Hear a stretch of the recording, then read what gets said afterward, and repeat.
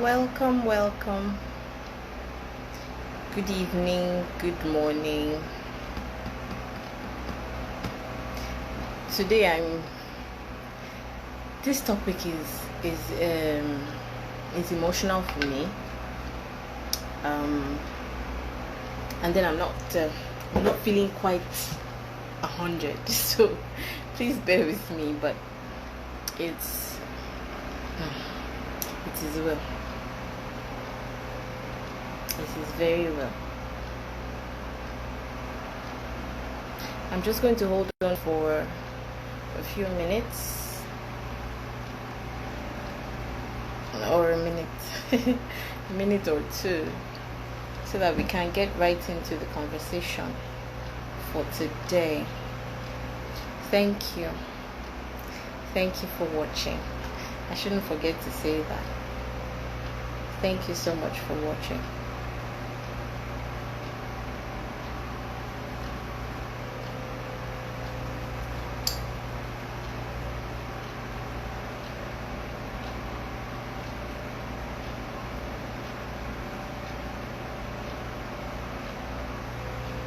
Okay, one more minute till it's 8 o'clock, and then we can start.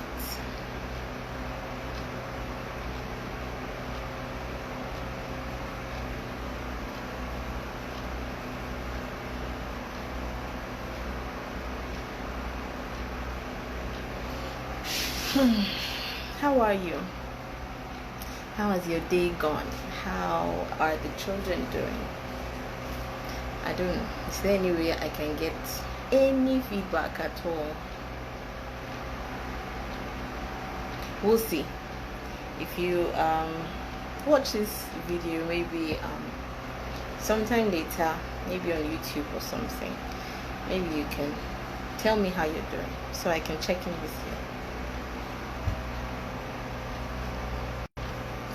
you. Okay, it's 8 o'clock. Should we give one more minute?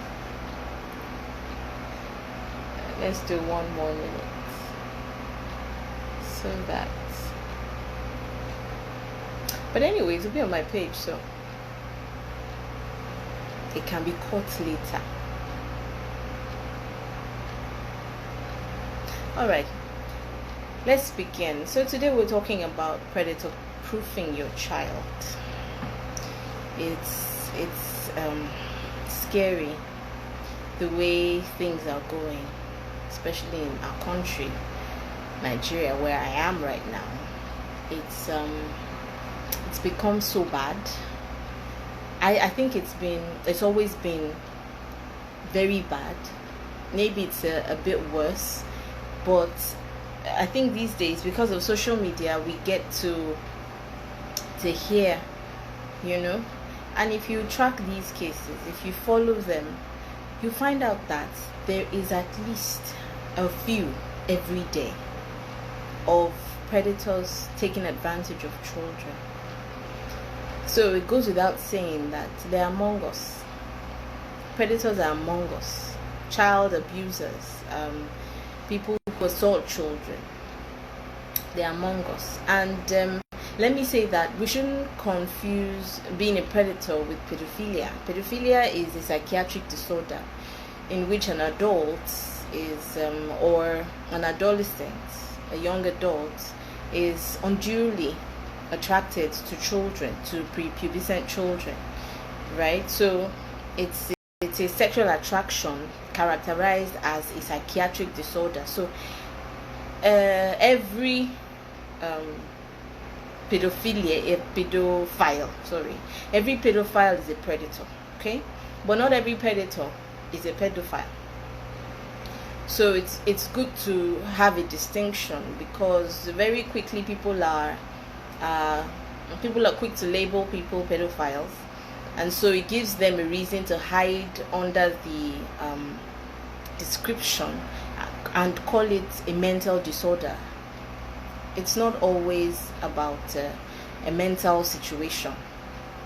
Being a predator is an abuse of power.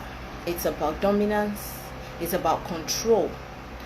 Predators do it, especially sexual predators. Even in the wild, a bigger animal will prey on smaller ones. A faster animal will prey on not so fast animals, right?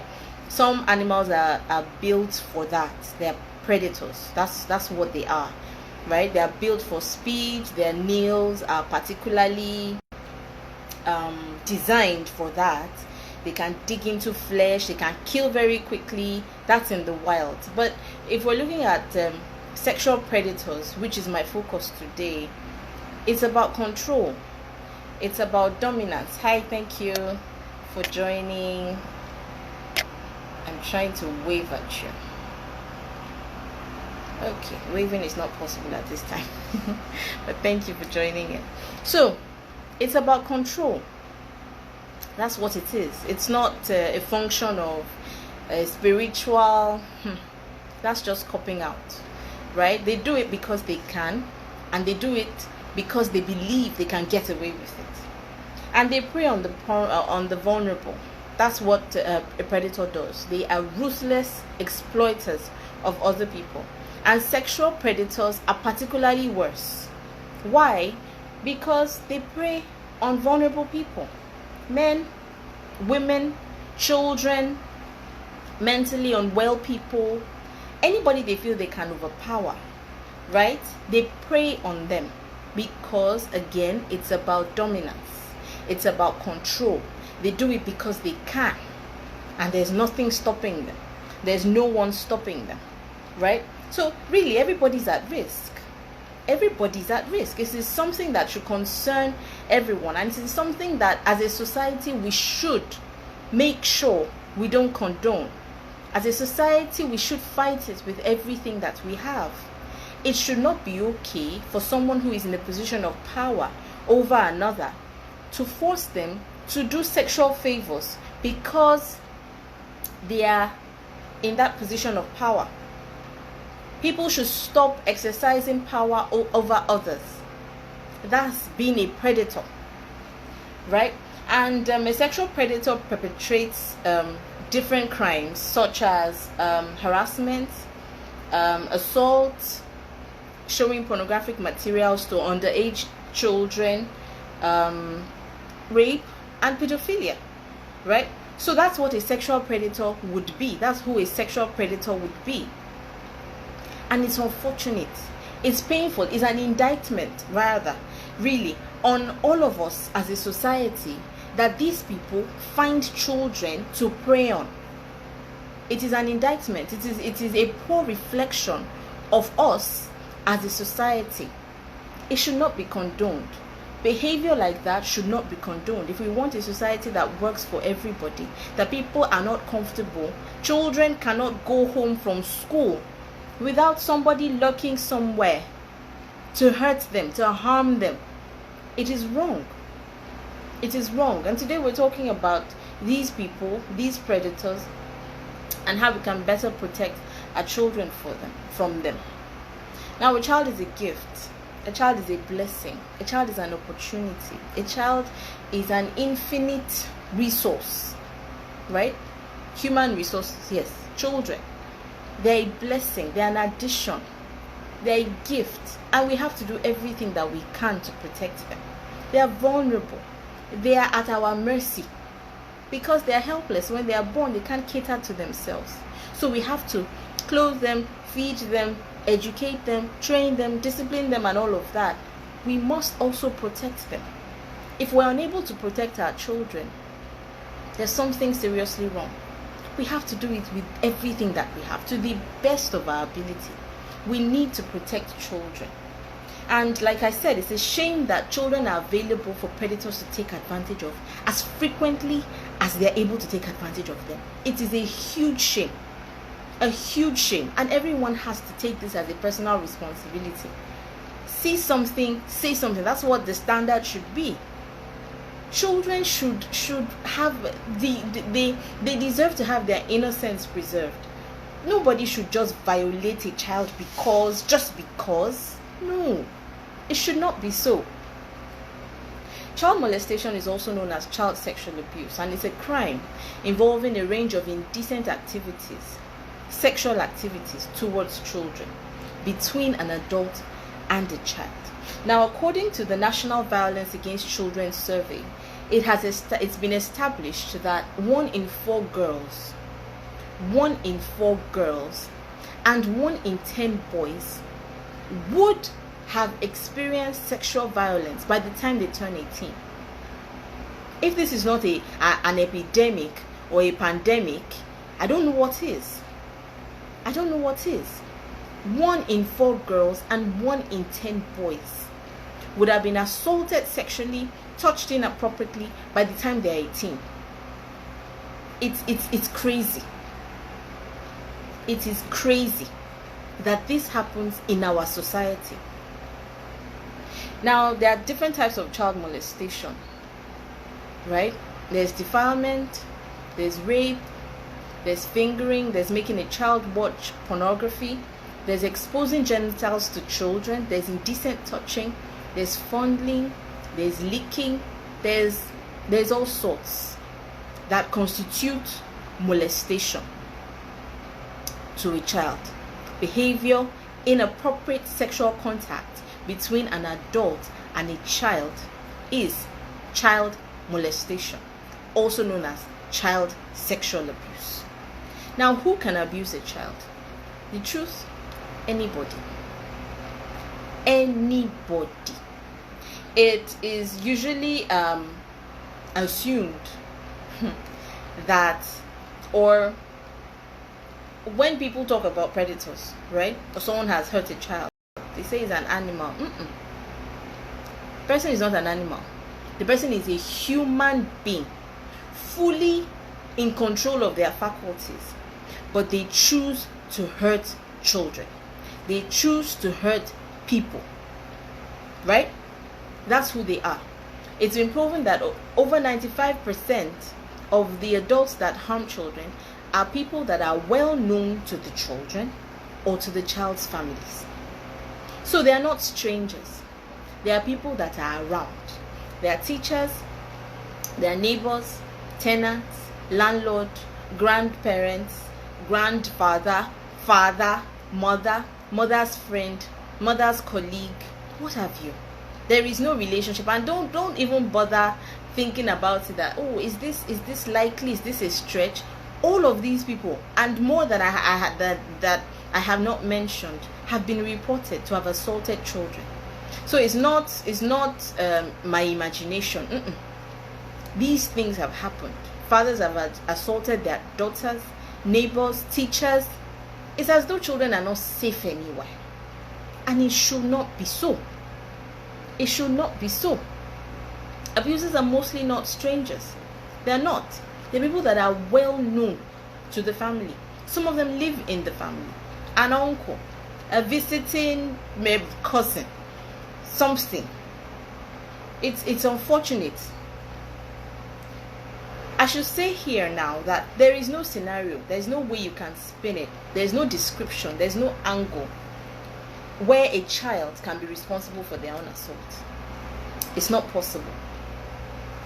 It's not possible for a child to be responsible for their own assault. They are children. A child is a child.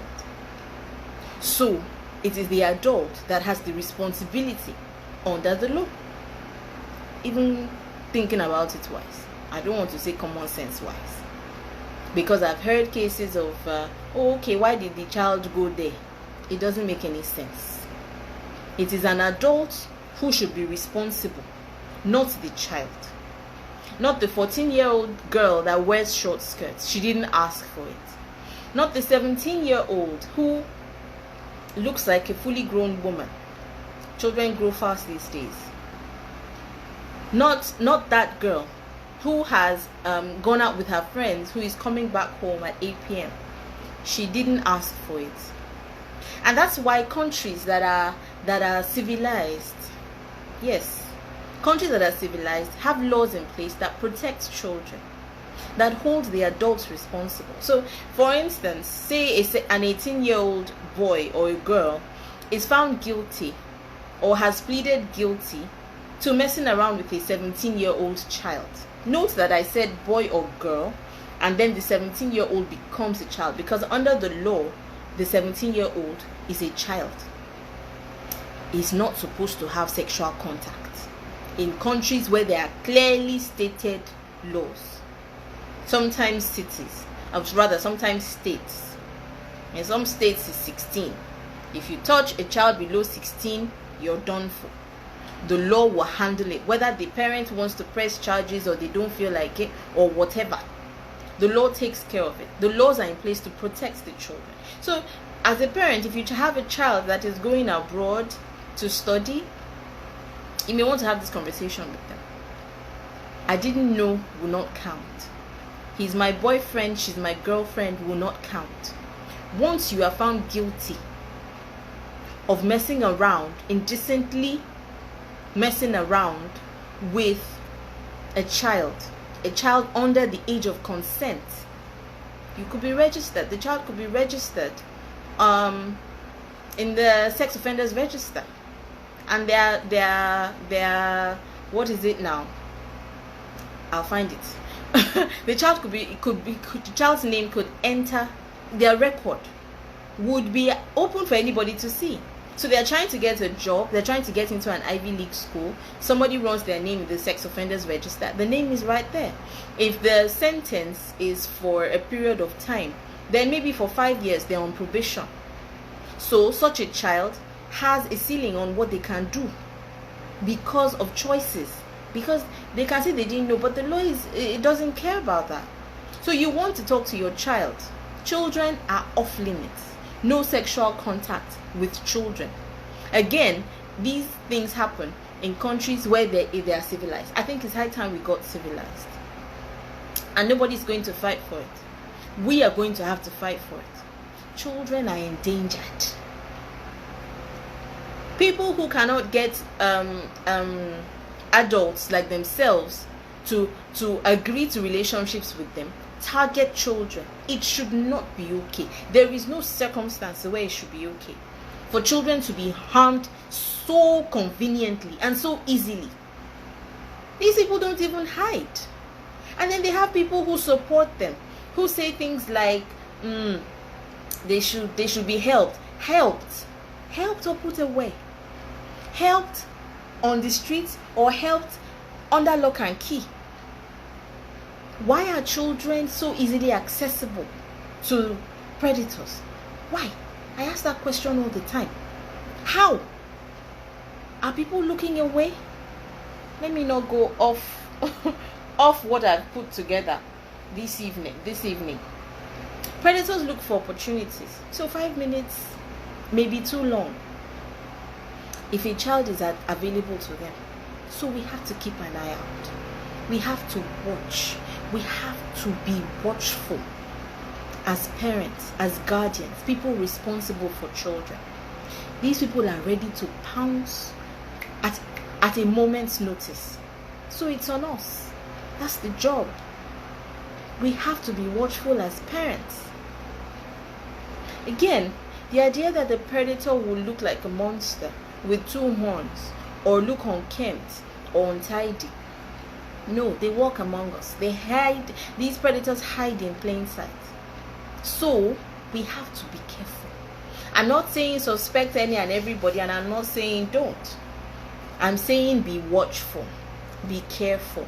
Don't take it for granted. Don't make any assumptions. This person is my blood relative, therefore, unless you are certain. And you can't be absolutely certain. You can't be. So you have to protect your child. That is the job. Your child can be in danger right under your nose. In school, where they're supposed to be protected by teachers, they could be in danger there. Your child could be exposed to danger at church, at places where you would expect safety. Right? My pastor would say it's people that go around Monday to Sunday that come to church on Sunday. So hold your personal belongings very, very tightly. Your child is your personal responsibility. So the world has changed. Before, these things were not so rampant, but the world has changed. And what do? We have to be proactive. We have to be on the offensive. We can't wait until these things happen to our children before we speak up and we change policy. We look at the laws of the land. We support justice when these cases have happened. We fight for justice for that person so that that particular predator would be at least off the streets. One down, several more to go. And this culture of silence has to go. This culture of hiding people when they misbehave. Oh, he's my relative, he's my brother, and we can't push it.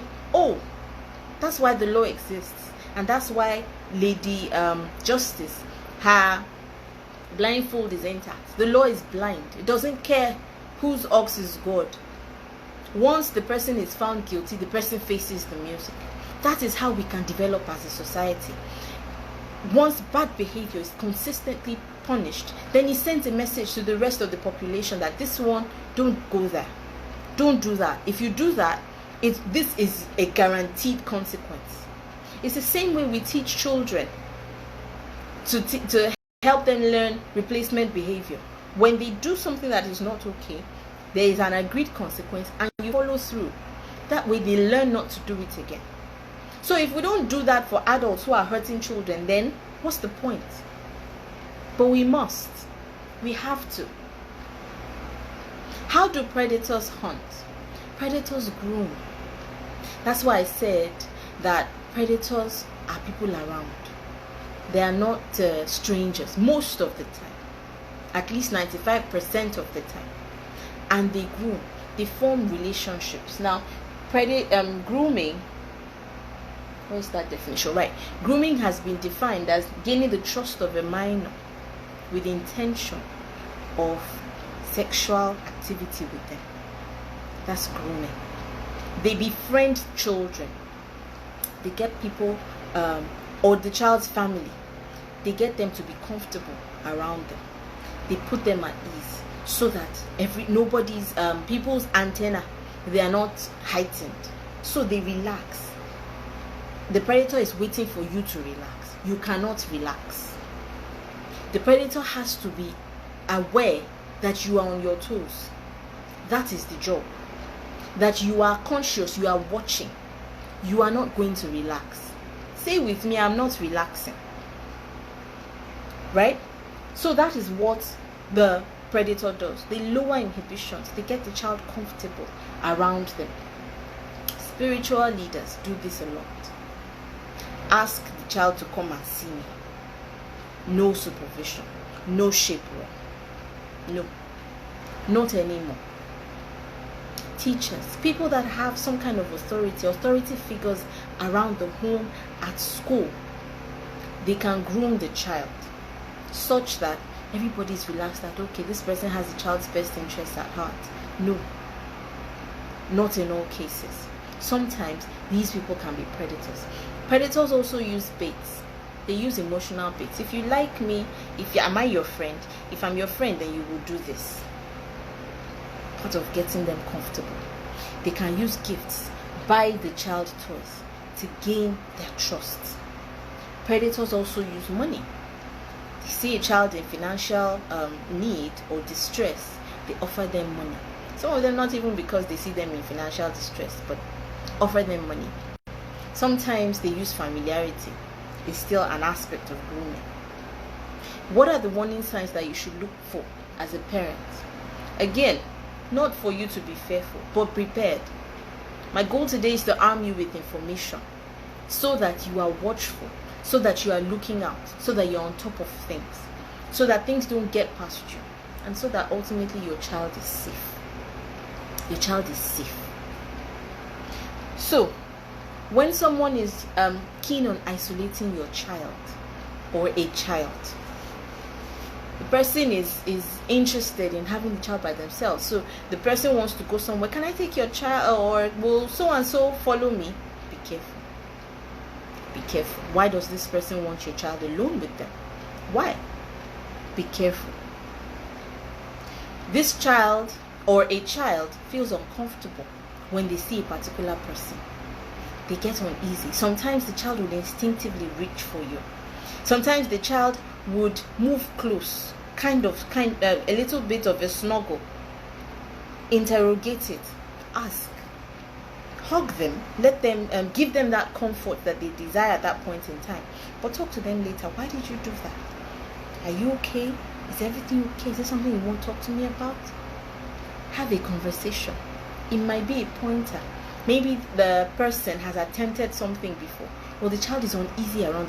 If your child is uneasy, exactly.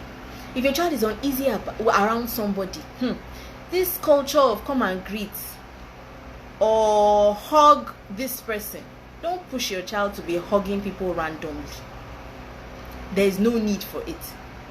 Don't push your child. If your child is not willing to hug, allow the child to be. There are no marks, there are no points for it. Don't push your child to get comfortable with unnecessary touch. No, don't do that. If your child is uneasy around somebody, interrogate it. Ask questions. Find out why. Also, sometimes predators easily and conveniently accept to care for your child when you're away. Before you ask, they have offered. Oh, let me take the child off your hands. Be careful. I'm not saying that's what happens in all of the cases, but be careful. It's better to be safe than sorry. Also, a predator may not have any friends their own age. They are always isolated. So you're wondering, doesn't this person have a boyfriend? This person doesn't have a girlfriend?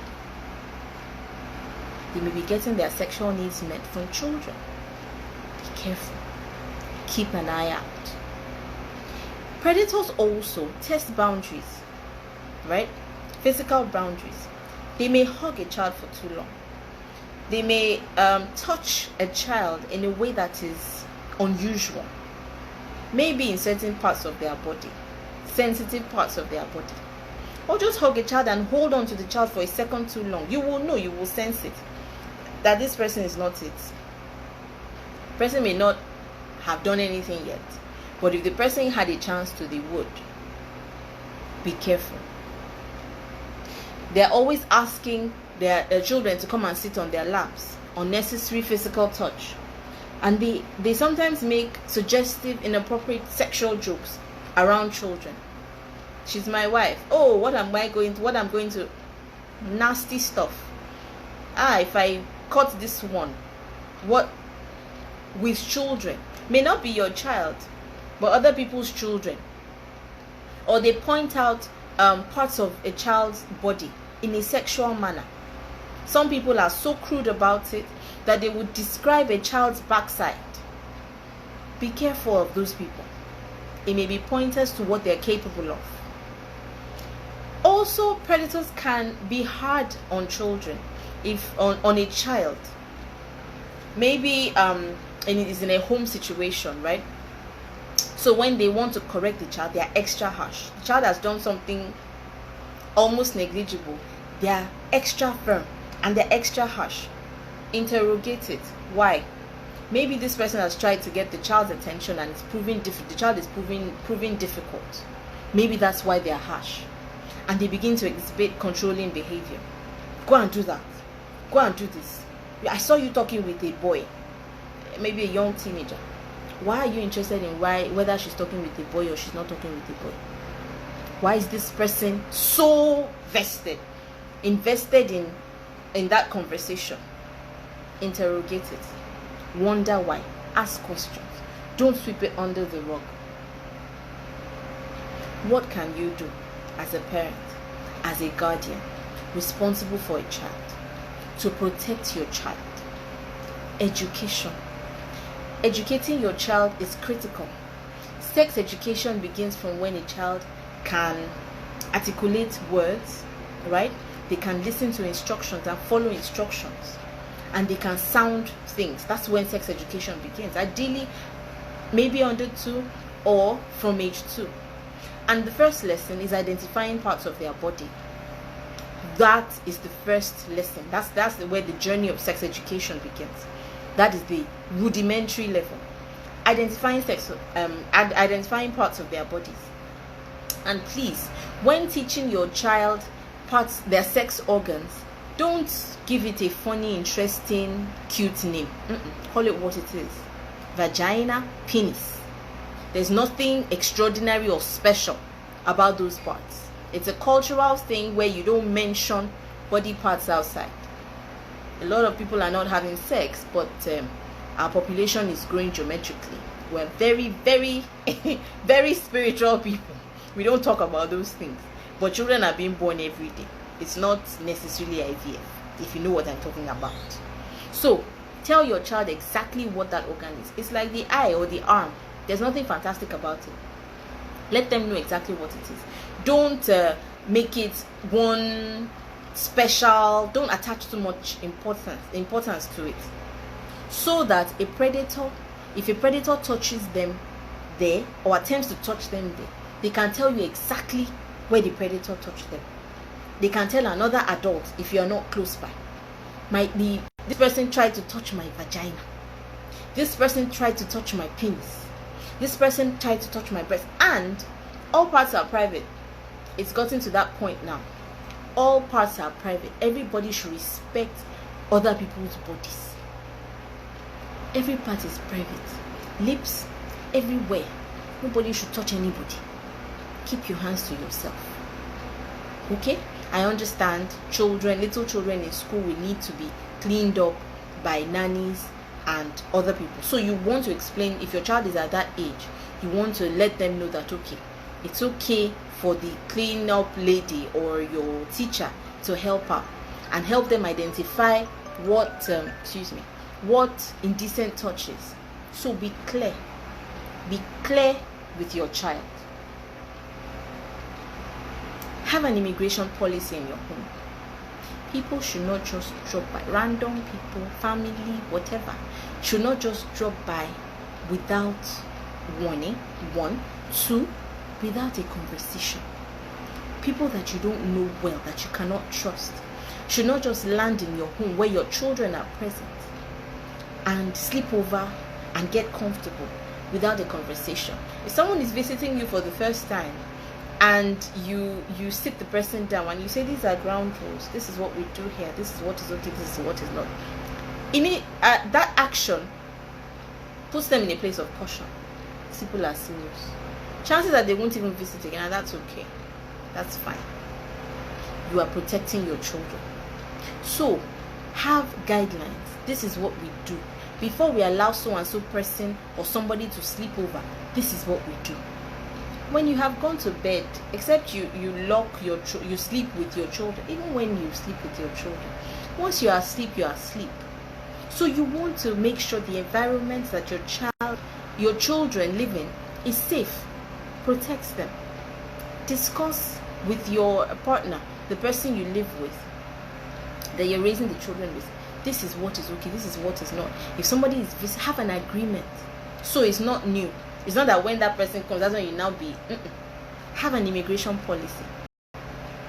Your relative is visiting. This is as far as they go. This is what is okay. Once you even lay down the law like that, the person will get the message that I can't relax here. I can't misbehave here. That's the goal. This is not where I'm going to misbehave. Schedule time to talk with your child frequently.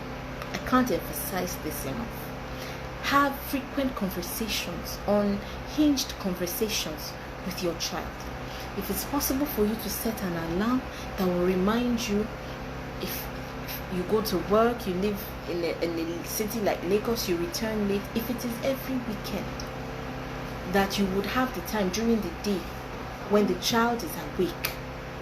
Have regular conversations with your children. Discuss how their week went. If you can do it daily, fantastic. How did their day go? If you're lucky and you have a child who will give you a blow-by-blow account, all the better. Let them tell you exactly what happened. What was the favorite part of their day? What didn't they enjoy about their day? How their school lunch went? Which friend did they make? Talk about everything. That's where you get information. And that's where you know where you need to pay attention.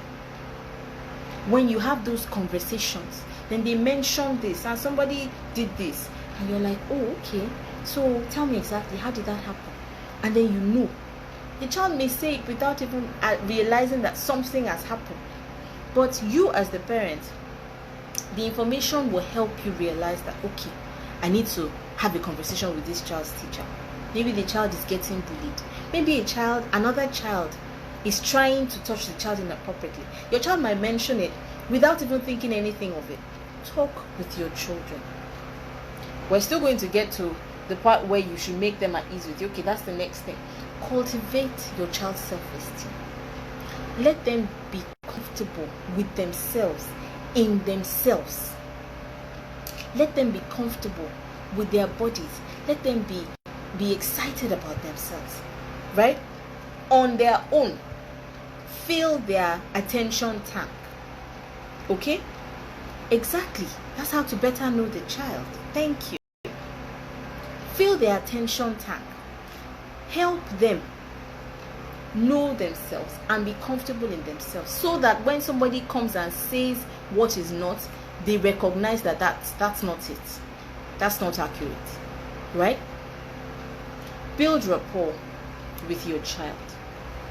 Even in the wild, animals that are predators, wild cats and the likes, they prefer animals in isolation, whether big or small. If they move in a pack, they're not easily attacked. They're not easily attacked. But when one animal falls behind, or it's ill, or something, for whatever reason, then that child, or rather that animal, is prone to a predator attacking it. Do the same for your child. Let anybody around know that you are there. The other day I was having a conversation with my children. This one was even about somebody hitting them. They had told me that someone hit them, or threatened to hit them. Yes, threatened to hit them. And I said, why didn't you guys tell me before we left the place? And they said they forgot. I said, that's fine. I said, but please, in future, when it happens, tell mommy. Your mommy is a lioness. Your mommy would, let me not use the exact words, but I let them know that I have your back any day, anytime. Just tell me. I will handle it. Mommy is there for you. I will take care of it for you. An adult, a young person, just let me know. So they said, so we are cubs. I say, you are cubs. You're lions yourself, but because you're young, you're still cubs. Your mommy is a lioness. She will go to war for you. When your child has that consciousness, it predisposes them to exhibiting that confidence around a predator or a would-be predator. A predator says something, they answer them, I will tell my mommy, and she's a my husband and she's a lioness. So that sends a message. Don't mess with these ones. Don't even think about it. Right? They will tell their mother, and their mother will deal with you, and their mother will tell their father. So that's double trouble. So what I'm saying is, bring your children close. Let them be at ease around you. Let them be comfortable sharing stuff with you. Be nice. When you need to be corrective, let's go with that. When you need to correct them, yes, your tone might change to communicate that you're unhappy and you're displeased with something they have done. But immediately explain it and let that communication line be open. So at least they can come and apologize. Even if you want to form, I want to let you know that I'm really upset and I will not take this next time. That's fine. That's the job. That's part of what you're supposed to do as a parent. You can't rub your child on the back when they've done something they shouldn't have done. Okay, or they exhibit poor judgment. Have a conversation. What should you have done? What should you do next time? Because your focus should be replacement behavior. It's not just to tear the child down. Your focus is replacement behavior. So the earlier you get them talking about, then you get their mind thinking about it, then next time it is more likely to occur to them to choose the replacement behavior over that behavior that you don't like, right? But make them comfortable around you. Build rapport. Let there be a relationship. I say it all the time. Parenting is relationship. There's only so much that you can do. You are getting to know them. They are getting to know you. What is okay by you. What they can do to please you. That's what parenting is, right? So, the predator that knows that a child can tell a parent anything will be careful, will be wary of trying anything with such a child once they are aware that, oh no, these people are a close-knit family, they are tight, the children are comfortable with their parents. They can't use threats like, your mommy will beat you if you tell your mommy what I'm about to do or what I said you should do. The child knows it's not going to happen. The child knows that if something has happened, their mother would ask them what happened. We will get their own side of the story. Their mother will not say, my friend, keep quiet, uncle so and so has said you did this. So no, the child would remind themselves that, okay, my mommy will ask me what happened and I will tell her what happened. My mommy will listen to me. So let your children get used to you listening to them in the event that they need to share some of these things with you. Teach your child that the moment they feel uncomfortable when a particular adult is present, they should let you know. Sometimes instincts happen, and if you pray for your children, then you want them to be helped by the Holy Spirit, isn't it? If you're a Christian, that is. You want them to be helped. So it might be a nudging. It might be something that just makes them uncomfortable because this person is a dangerous person. So if they come to you and they say, Mommy, I don't like so and so person, or I'm uneasy, or I'm uncomfortable when so and so person is there, don't brush it off. Acknowledge it. Let them, thank them for letting you know, and then pay attention. That person is not the person to leave your children with, or to look away when they are around. Or you can even make sure they are not around that person if it's possible. If it is a situation where you can remove them from that remove that person's access to them, do it. We're talking about your children's safety. So listen to them, believe them. They may not be able to articulate exactly why they feel what they feel or how they come about such a feeling, but if they communicate it to you, do something about it. Please don't ignore it. Teach your child that if they are approached in a manner that is inappropriate, that you would have taught them, teach them to scream, to run, and to report. It's called SRR. Teach them. Scream, shout no, run away, and report. Report to the nearest adult and then to you at the earliest convenience. You need to teach them that's what to do when they are approached or when they are uncomfortable. You would have taught them what indecent touch is, inappropriate touch, right? When they sense such, it's better to be safe than sorry. When this happens, depending on the information that you have, depending on what they've said, maybe the person tried to, or the person actually succeeded in maybe taking off their underwear or something, or has said something inappropriate, or has shown them something inappropriate, maybe pornographic material and all of that. Have a conversation with that person. Press charges if you can. If it is at school, let the school know that you know. Do something about it. Take an action about it. Let the child know that you have taken action. That lets the child know that you believe them. So if they need to tell you next time, they will. If you don't do anything about it, then they will probably think to themselves, what's the point? Mommy is not going to do anything. Daddy is not going to do anything. But if they tell you, do something. Make them aware of that action you have taken. Right? You have to be offensive. We have to be on the offensive on this matter, because predators are relentless. They don't think about your feelings. They don't consider whether your child will turn out okay. They don't consider whether you are happy with what they're about to do or not. They don't think about all of that. So there's no point you thinking about how their lives are going to turn out if you report them. There's no point. Seriously. They don't think about all of that. So why should you now be so particular about how a predator will feel if you report them to the authorities? How does that concern you? I'm still going to talk about what you should do in the event that your child has been assaulted. But when your child reports that inappropriate contact has been made, do something. Speak up.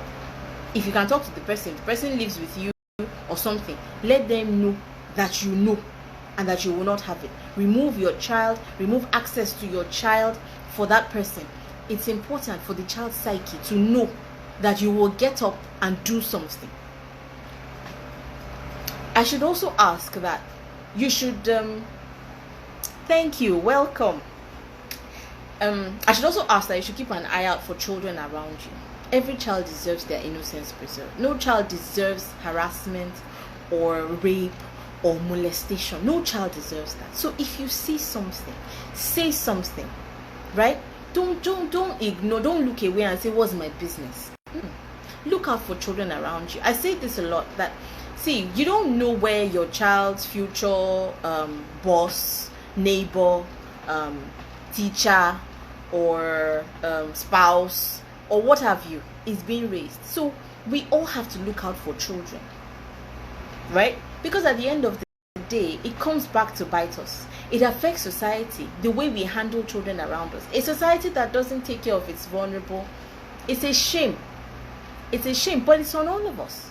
It's on all of us. If you're in a position of authority where you can influence policy, you are in the House of Assembly, you're a legislator, you're somebody that has a voice, use it so that our society can develop beyond these rampant cases of abuse, of abusive behavior towards children, especially sexual abuse.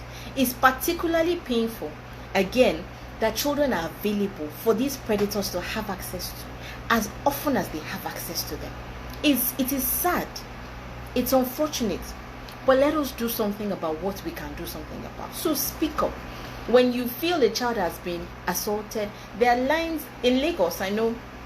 I'll look for it and post it on my page. There's the sexual reproductive, there's a body that is responsible. I'll find the exact details now. There's a body that is responsible for handling sexual cases, sexual assault cases in Lagos, that I'm sure of. Call them. You can call anonymously. Say something so that that child is rescued and their safety is guaranteed.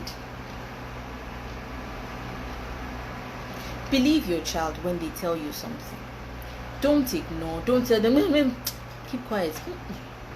Believe them. It's unlikely that a child will come to you and they may misunderstand what has happened, right? They may misunderstand it, they may misinterpret it.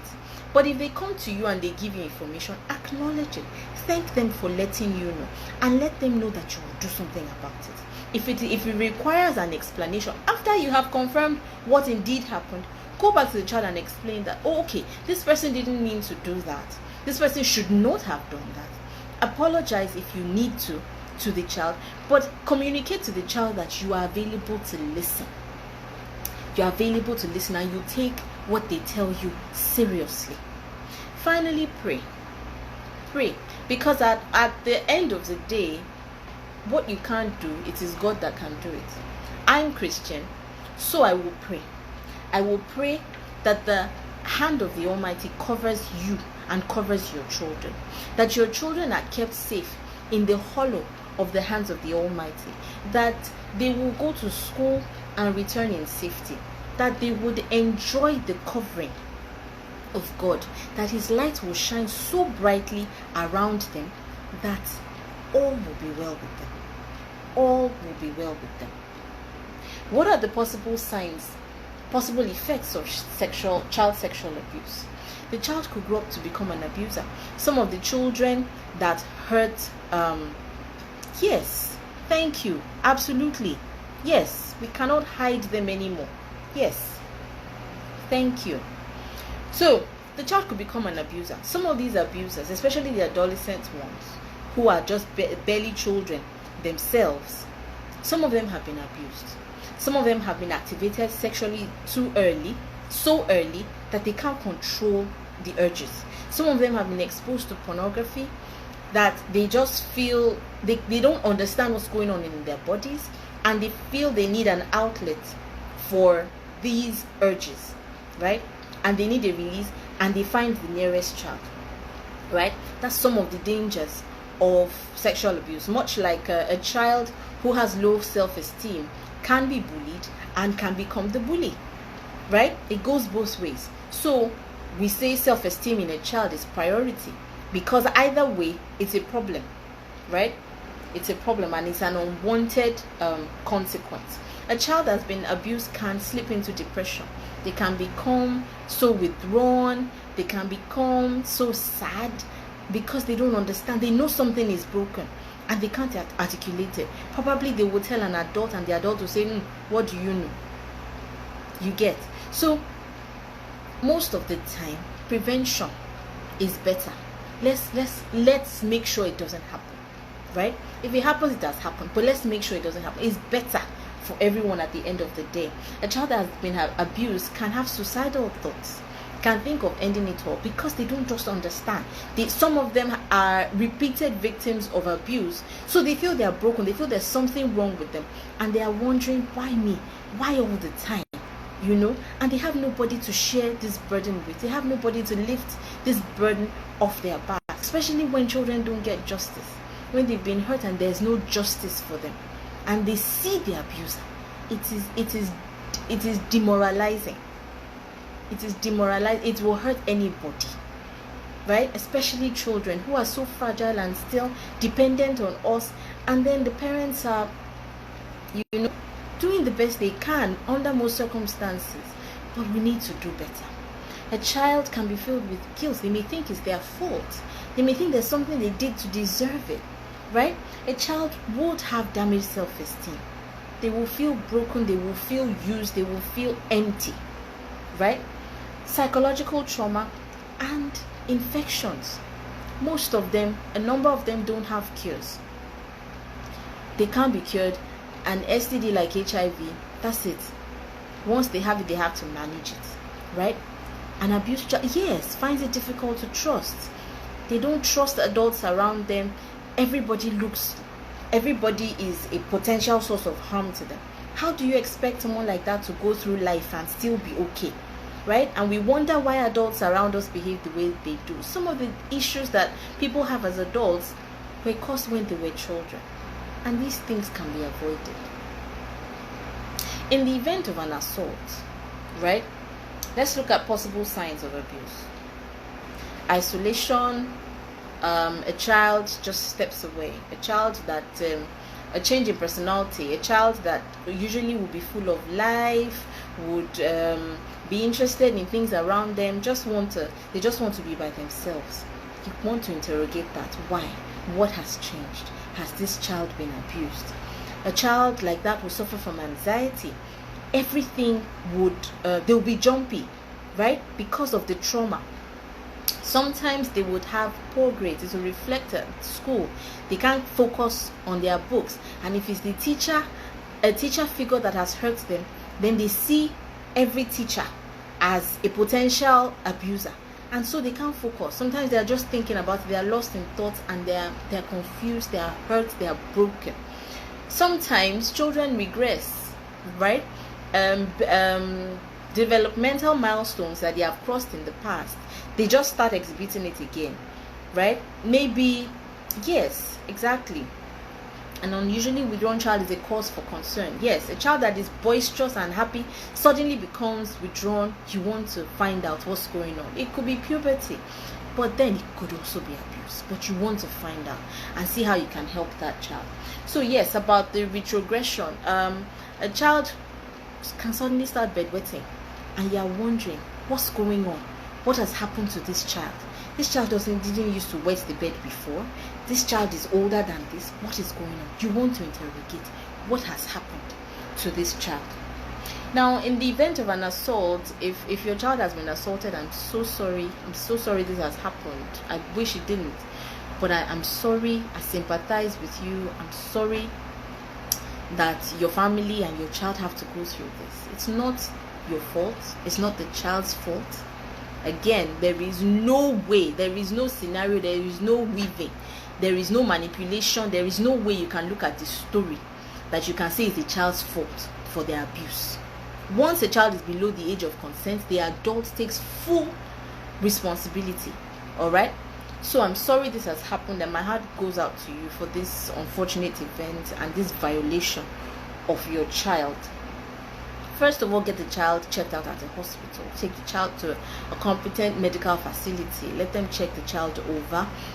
Request for a rape kit. I know it's not common around here, but again, the Mirabel Center has affiliations with certain hospitals, and if you go to Mirabel Center at Ikeja, in Lagos, they have they would offer medical examination and a rape kit. Now the rape kit is for collection of evidence, okay, collection and preservation of evidence. So they would take swabs, and it's a little bit invasive, but it's for prosecution, you know. So they would take pictures and collect samples. The clothing of the child will be swabbed for DNA, evidence gathering and preservation. That's what the rape kit will do. And then the child will be treated for exposure to STDs. So there will be prophylactic medication given to the child for possible exposure to STDs as appropriate, right? So the evidence is important to prosecute the assailant. So it's important for there to be some sort of paper trail or documentation of what has happened. So you need to report to the authorities. Culture of silence has to die, and then culture of stigmatizing the victim has to die. The victim is not responsible for what happened. The child is not responsible for what happened. So stigmatizing a child that has been assaulted doesn't make any sense. And then the perpetrator is kept and shielded and hidden by people who should know better. It has to end. It has to stop, and we have to continue to speak up about these things. The perpetrator is responsible. Whatever their eyes see, let them take it like that. Because they chose to violate a child, so the consequence must hit them, and it must hit them hard. That is the way they can learn not to do it again. And that is the way other members of society can learn that in this society we don't accept this behavior. So report to the police. I know justice can be slow and annoying, but it will get better as we speak up, as we all take action. It will get better. Get justice for the child. Let the perpetrator be fully punished. The laws have to be amended, because I read of a case of a child that was hurt by somebody, and the assailant was given 2 years in prison. And I don't understand it. I don't understand why any judge, I don't know the full details of the case, whether they couldn't prove it or something, but why 2 years will be sufficient to teach somebody not to hurt a child again, I don't know. Because in 2 years the person is free to harm another child. But at least on the slightly bright side, 2 years that person is under lock and key, so children are safe, right? And there should be a sex offenders register in the country, so that if you suspect somebody, and then sex offenders, people on the register in a standard society have to be far away from children, right? They have to be I can't articulate the number of the distance now, the number of meters. They should stay away from children. They can't live in school zones where they will have access to children. So all of that safeguards children. It provides a framework for society to define safety guidelines for children. So as a registered sex offender, you shouldn't have child pornography on your phone. You shouldn't have explicit pictures of a child on you. If you are caught, then the full extent of your sentence is given to you. We need to put all those things in place in our society so that children are safe. Children deserve safety. Now, if you report to the authorities, a child's identity should be protected under the law. So it's not something that you should worry about. That's why the evidence is necessary. Once a statement has been given and there's physical evidence, then the law can take its course, and the child doesn't have to be involved. The child doesn't have to testify or anything. And then please get professional counseling for the child. Someone needs to talk to that child. That child needs to talk to somebody, right? Appropriate professional counseling for the child and for the family, because it's traumatizing. It's traumatizing, especially if it's someone that was trusted by the member of the family and has hurt a child. The child needs to talk to somebody. So get professional counseling.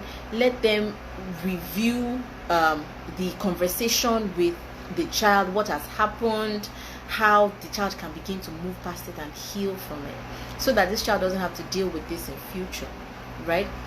Again, there's no scenario where the child can be responsible. So comfort the child, hug the child, hold them close, let them know that you are there, let them know you are sorry, let them know you are there for them, and you will pursue justice and you will protect them as best as you can. God helping us. May God help us to do our best for our children. They are safe, they are protected in Jesus' name. They go out and return in safety at school, at church, at the supermarket, in the neighborhood. They are under the covering of the Almighty. And I pray for every child. Safety and security is your portion. You will grow, you will blossom, you will flourish. Your potentials will explode in your generation. You will be a voice for truth. You'll be a voice for justice. You'll be a voice for excellence in your generation. Your lives will inspire many. In the name of Jesus, children all around the world, safety is yours. And I ask that God keeps our children safe. In Jesus' name. Thank you so much for watching this session. I hope we have been able to learn one or two things that can help us be on top of things, to keep an eye out, to be careful, to observe, to be able to identify possible predators, right? And I hope I have encouraged somebody to speak up, to say something, to do what we can about what we can do something about, so that we can make our society safer for children. It is unfortunate what is happening, but by God's grace there will be an end to it. There will be an end to it. We will have an opportunity to raise children who will stand tall, who will be confident in themselves, who will be aware of their potentials, and who will not experience any form of damage in their childhood because some people are just out to get children. I pray and I hope that they will be caught, and I pray that justice will be served to anybody, to and on anybody who hurts children. It is wrong, it is not okay, it is not condonable by any reasonable society. Children are gifts, children are a blessing, and I pray that God will help us as parents to do what is right by them, to teach them, to guide them, to protect them as best as we can. Thank you again for watching this evening. Like I said, I'll put the information on the Mirabel Center out and any other information. Thank you so much for joining me this evening. I appreciate your presence and your time. God bless you, and God keep you, and God keep your children. In Jesus' name. Have a good evening. Have a lovely rest of the day. God bless you. Bye.